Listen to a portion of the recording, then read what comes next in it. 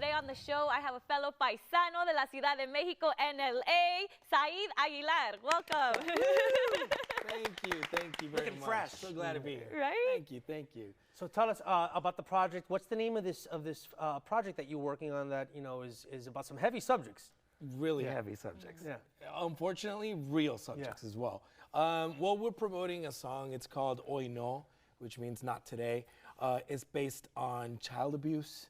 I was brought a story that really inspired me to write this song. First, it started with the director of the video. We had a photo shoot that day, and when we were driving back, he starts telling me, you know, one of my dreams and one of my life achievements would be to produce a video in where child abuse is, you know, addressed in a very, not so much of a graphic way, but as graphic as it can be. And as real. Right. Yeah. So he's like, he tells me, and it ends up tragically. So that story was like, okay, you know what? I really felt it. I mean, I have an almost 2-year-old, so I was like, wow, this could be something big. Got home, started writing, and then left it there. Then a story, a real case in Argentina about this kid. His name is Lucio. Well, it was Lucio. Actually, his mom had custody of the kid. That happens all the time, by I know. Nah, I didn't vibrate, by the way. They lost custody. The mother takes the kid, and she comes up with a new partner, and both of them end up killing the 5-year-old. Autopsy reveals horrible things that were done to the kid. So I was like, you know what? This is just more inspiration to me. I have to get, you know, in the piano, just write it, finish it. And we finished the song, brought it back to the director of the video. He said, you know what? Let's just do the video. And that's where it's at right now. So Amazing. Is it out yet? yeah, it's out. It's out. Okay. And it's been having very, very good response. I guess the most important response I got was actually from the father of the kid. Wow. That was just amazing. When I real read father, it, by the way. the real Okay, father. yeah. When I read the messages, I was like, I couldn't like even open it. I had shivers, and I couldn't believe it. He was just saying, you know what, the song is beautiful.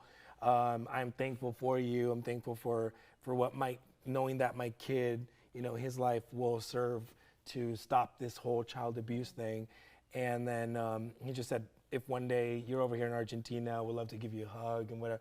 And I was just blown away by it. I mean, I still talk about it, and I still feel, you know, shivers, you know, down my spine just to think about the impact that had to that, you know, to the father, to the actual, you know, source of the inspiration for the song. Yeah. Now, did you have like a personal backstory? Like, why did this have why were you so drawn to do this?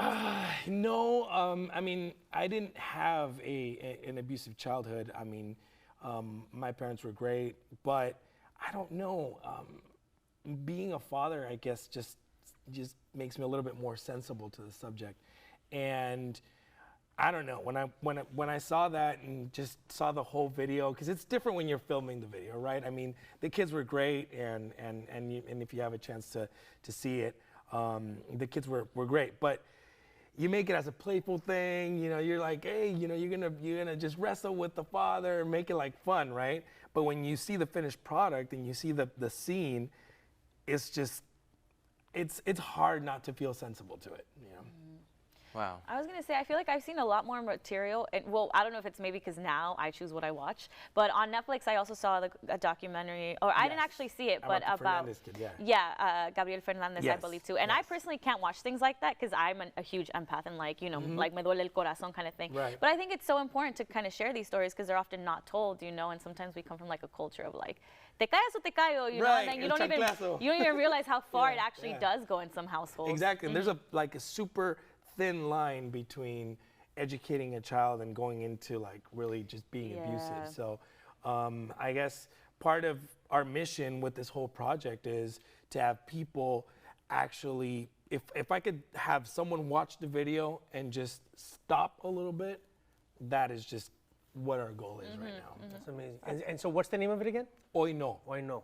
Awesome. And they can obviously look that up on YouTube and all that stuff. Obviously. Yeah. Tell us a little bit more about your musical background. Like, you know, what other music did you have you worked on, and what brought you here to LA? Was it the music?